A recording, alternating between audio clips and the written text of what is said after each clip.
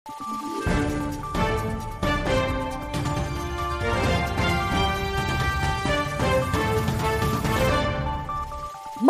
araw, Pilipinas! Ito ang Valiente News hatid sa inyo ng Office of the Vice President.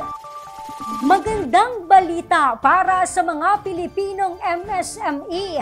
Magpapatuloy ang pag-arangkada ng Magnegosyo Today program ngayong taon. Ang MTD ay isa sa mga inisyatiba ni Vice President Inday Sara Duterte. Kilalanin natin ang ilan sa mga naging benepisyaryo nito sa ulat ni Brian Latasa. Matapos ang 6 na buwan na palagunan ng samahan ng kababaihan ng Barangay Adya sa Santa Maria, Laguna, ang natanggap na 150,000 pesos bilang livelihood grant mula sa tanggapan ng pangalawang Pangulo sa pamumuno ni Vice President Inday Sara Duterte. Hog racing o pag-aalaga ng baboy ang napiling negosyo ng kababaihan. Kuwento sa amin ni Janet, ang Pangulo ng Samahan, ipinagbili nila ng 25 na mga biik ang natanggap na livelihood grant mula sa Magnegosyo Today program.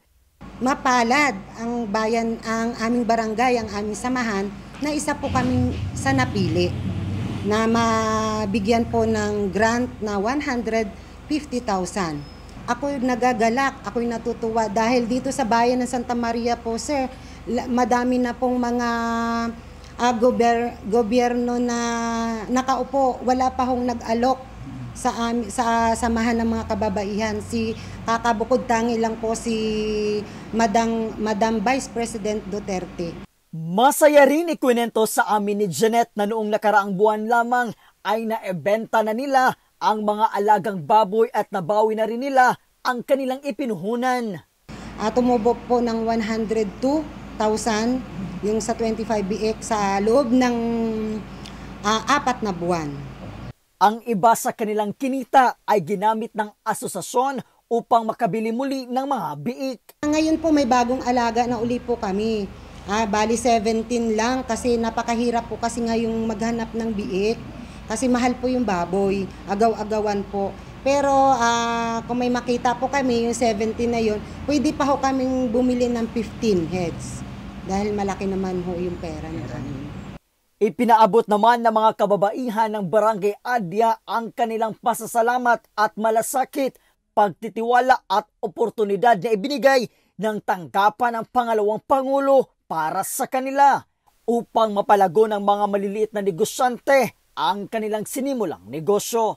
Sa minamahal po naming Vice President Sara Duterte, kami po ay lubos na nagpapasalamat ang aming bayan, lalo't higit po ang aming barangay. Ang samahan po ng Barangay Adya, kababaihan ng Barangay Adya dito sa bayan ng Santa Maria.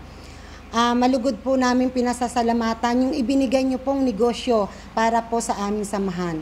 Nawa po ay marami pa po kayong matulungan ng mga samahan. Ang samahan ng kababaihan ng Barangay Adya mula sa Santa Maria, Laguna ay nabuo noong taong 2011 na sa ngayon ay may 125 ng mga miyembro. Mula po dito sa Santa Maria, Laguna, ako po si Brian Latasa, ang lahat para sa Diyos, bayan at pamilyang Pilipino.